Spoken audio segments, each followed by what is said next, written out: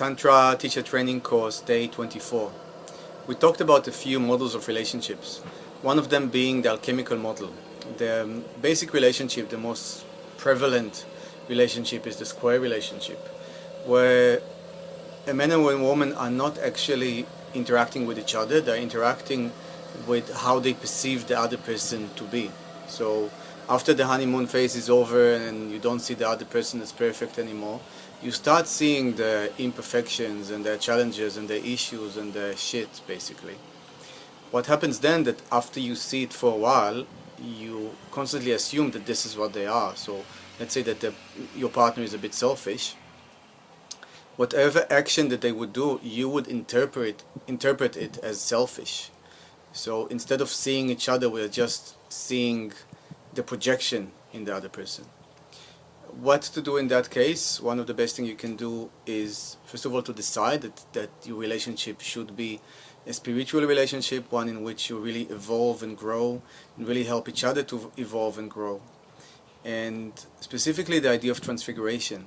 So transfigure your partner to see them as divine, to see them as perfect, to see them as the best that they can be. And dropping all of those projections that you have. So even if you used to see your partner as selfish, constantly in your mind keep focusing on the positive aspects of her or him, and also comment them on the positive aspects. Instead of telling them, oh, you're so selfish, you don't do this, you don't do that, telling them, oh, I really enjoyed that you, I don't know, did the dishes the other day. Really try to find a good thing that they do and focus on that. Another kind of relationship is the triangular relationship. How would triangle be? Triangular relationship. And triangle means that the man and the woman see each other, and sometimes they go to the apex, they go to the state of oneness and union. So they don't see each other anymore as their limited human self, but they go together to a place of oneness. Another aspect, another kind of relationship is the circular relationship. In the circular relationship, it's the couple has reached perfection. The inner man and inner woman are basically Shiva and Shakti, or you can say they are self-realized, and then they are constantly on a state of oneness. Another model of relationship is the Gurdjieff model of relationship, which is, there's a few levels to it. The first level is physical, and a man and a woman should fit each other's on the physical level. So if you have somebody who is like a basketball player and his partner is a midget, they might have a lot of love, but they would not have so much fitting on the physical level. Also on the genital level, they should have some fitting. So the men's lingam, which is penis, should fit the woman's vagina, which is called yoni in Sanskrit. And the physicality is very important, and this is kind of like the basis. If you have a physical connection, if you have a physical, if you match each other physically, you can go to the other levels. If you don't match each other physically, maybe you should just be friends. The second level is the emotional and mental levels. So in your emotionality and in your values, you should be kind of like vibing with each other. It's true that some people are like opposites attract, and one person is a bit introvert and another person is extrovert, but they would still find common ideals, common values that they both believe in, things that they like doing together.